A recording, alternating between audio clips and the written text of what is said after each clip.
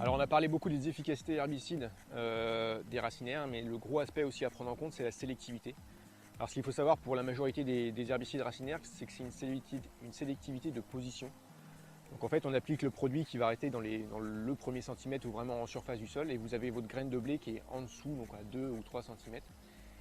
Et donc du coup comme elle n'est pas en contact avec cette couche d'herbicide, elle va pouvoir se pousser et se développer correctement. La problématique qu'on a par rapport à ça, c'est que quand on a des grosses pluviométries après les applications, ça va dépositionner cet herbicide-là, donc ça va le faire descendre au niveau de la graine de blé ou de céréales en règle générale. Et du coup, on va avoir des pertes de sélectivité ou de la phytotoxicité sur les plantes. Alors, la phytotoxicité, ça peut se marquer par des décolorations blanches ou un petit peu translucides. Et ça peut aller, dans la majorité des situations, en termes de grosse phytotoxicité, ça peut aller jusqu'à la destruction de la culture, des pertes de pieds, etc.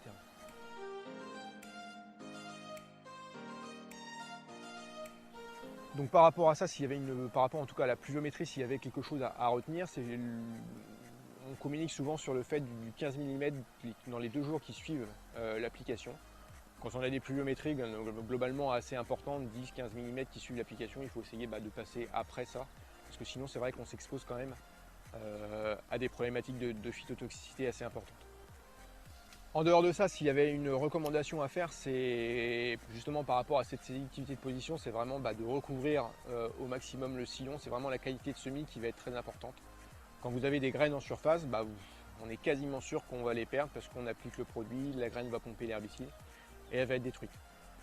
Donc voilà, et en termes de profondeur, c'est vraiment 2-3 cm. Alors ça ne sert à rien d'aller en dessous parce que après c'est compliqué, mais voilà, 2 cm, 3 cm, pas moins.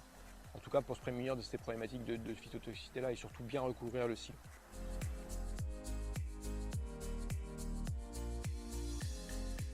Après, autre chose qui peut marquer en termes de phytotoxicité, c'est les amplitudes thermiques et gelées.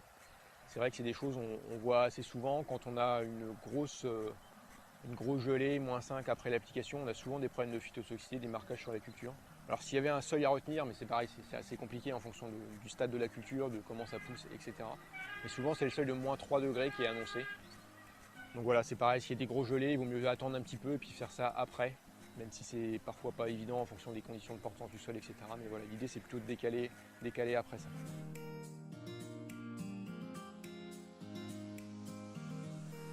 Alors en termes de matières actives, c'est vrai qu'on a des matières actives qui marquent plus que certaines. On a en tête notamment le prosulfocarbe, plus ou moins associé à du diflufécanide. Ça, c'est des applications en post-levée qui marquent quasi systématiquement sur les cultures, alors plus ou moins, etc. Mais par exemple sur de l'orge, une culture qui est très sensible aux phytos de manière générale, et des applications de DFF plus prosulfocarbe en post-levée, on les proscrit parce que justement c'est trop phytotoxique, on a trop de problèmes de sélectivité sur ces cultures-là.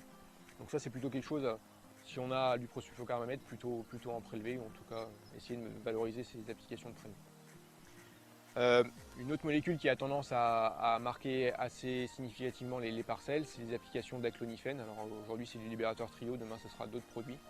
Mais c'est vrai que ces produits-là ont tendance à marquer quand même la culture, donc c'est pour ça qu'on essaye de les mettre plutôt en prélevé, même si on peut faire des applications de pause comme ça, mais plutôt en prélevé justement pour se prémunir de ces aspects phytotoxicité. Et puis essayer, quand on a des produits comme ça, essayer si on a plusieurs produits, plusieurs matières actives à mettre en place, essayer plutôt la séquence que tout mettre d'un coup, pour justement étaler un petit peu et puis que la plante puisse absorber moins d'un coup, puisse se détoxifier assez vite. Par rapport à cet aclonifène là, c'est vrai qu'aujourd'hui les solutions ne sont pas homologuées sur l'orge, justement pour ces problèmes de phytotoxicité là. Donc peut-être que demain à terme on aura des solutions qui sont moins grammées ou auxquelles on pourra passer sur orge, mais aujourd'hui en tant que tel c'est vraiment pas homologué sur orge et il faut faire très attention justement par rapport à ces phénomènes de phytotoxicité. Sur les sols sableux, on diminue les doses, on a souvent 10-20% en moins, mais c'est pas parce qu'il y aura une moins bonne efficacité, c'est juste parce qu'il y a moins d'argile dans le sol et donc il y a moins d'herbicide qui est isolé sur le sol, donc plus d'efficacité à venir.